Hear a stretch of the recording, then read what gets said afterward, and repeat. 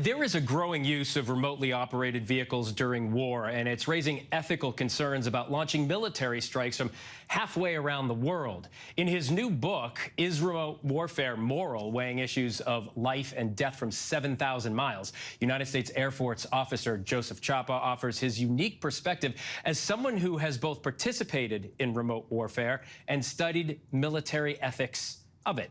Officer Chapa, thank you so much for joining us. Really do appreciate it. Looking forward to the conversation. Thanks for having me, Phil. You focus your book on the humanity of the crew and pilots who operate remote aircraft. Why do you think these individuals are often overlooked when it comes to this category of warfare? That's a great question. Before we start, if you don't mind, although I'm a U.S. Air Force officer, the views I express here are my own and don't necessarily reflect the DoD. Understood. So, if you look back at history, warfare has always been a deeply human exercise, and we can see that since antiquity. And there's always been this promise that the next technological development will sort of be able to allow us to distance ourselves from the ugliness of war. And that's been true in the last 20 years. We saw that promise again, that remote warfare would allow us to distance ourselves from the ugly costs of war. And that just hasn't been the case. And so there's human costs on both ends of these weapons. The people who are suffering the violence caused by these missiles, which sometimes are morally justified and legally permissible, but still we're doing terrible things to people on the other side of the world. But there's also humanity going on right there in the cockpit. The pilot, sensor operator, the intel folks that are supporting that mission, they have to sort of live with the emotional costs of the violence that they caused. And so there's nothing about remote warfare that has allowed us to abstract from the humanity of war. Remote warfare is just as ingrained with this humanity as warfare always has been. Yeah, you see what we're looking at there is sort of like a joystick. A lot of people say, oh, it must be like playing a video game. But you write specifically that operating remote vehicles isn't like playing a video game at all, but the individuals controlling these vehicles can actually experience a different kind of trauma versus targeting an enemy in person. Tell us about the mental toll it takes targeting an enemy from there rather than, from right on the battlefield. That's right. Early on in the first 10 years or so, beginning with the U.S. invasion of Afghanistan in 2001, there were lots of comments out there in the literature that suggested that that these pilots and sensor operators would have this PlayStation mentality or this video game mentality.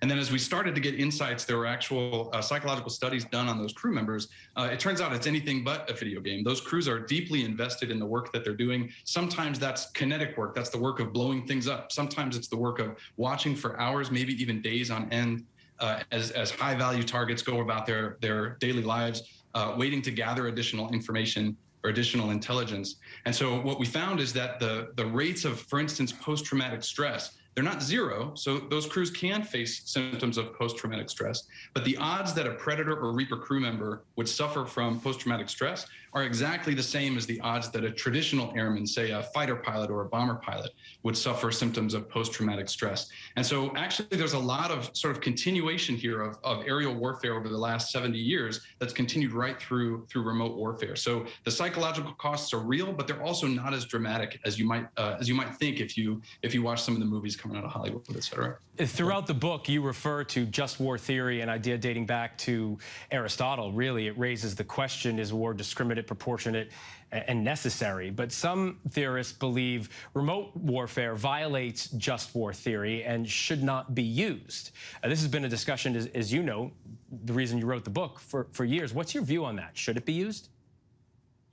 That's a good way to capture it. So in the first 10 years or so of the literature on the ethics of drones, if you like, the initial arguments started to kind of form around, are they discriminate? Are they proportionate? But the fact is these airplanes are releasing the same precision-guided weapons that all of our other airplanes and helicopters are. So you really can't make the argument that these weapons are indiscriminate or disproportionate. And so in recent years, in the last 5 or 10 years, theorists have started to say, well, maybe it's not that they're indiscriminate. Maybe the fact is that these crews shouldn't be considered combatants at all. And if they shouldn't be combatants at all, then maybe they shouldn't be able to avail themselves of the rules under just war theory. So maybe there's something wholesale wrong about this remote warfare thing. And I spend quite a bit of time in the book trying to address that. And ultimately what I come down to is that if we were to try to draw a line that says everything on this side of the line is traditional war and everything on this side of the line is new and technical and mediated by ones and zeros and long distance, we'd actually have a really hard time trying to figure out where that line is.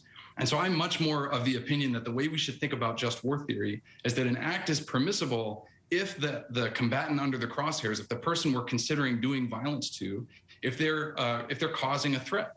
And so if they're causing a threat, then it shouldn't really matter as much to us whether we neutralize that threat with a soldier with an M16 or with an F-16 fighter jet or with an MQ-9 Reaper. So I actually think remote warfare fits really, really nicely into the broader just war framework. But there are a lot of important questions there, and I hope that that discussion continues. Oh, yeah. I mean, war and ethics has been the conversation for years and will continue to be. You'll probably write 3 more books about it. Officer Joe Chapa, thank you so much for joining us. Joe's new book is Remote Warfare Moral, Weighing Issues of Life and Death from 7,000 Miles, is available now wherever books are sold. Hi everyone, George Stephanopoulos here. Thanks for checking out the ABC News YouTube channel. If you'd like to get more videos, show highlights, and watch live event coverage, click on the right over here to subscribe to our channel, and don't forget to download the ABC News app for breaking news alerts. Thanks for watching.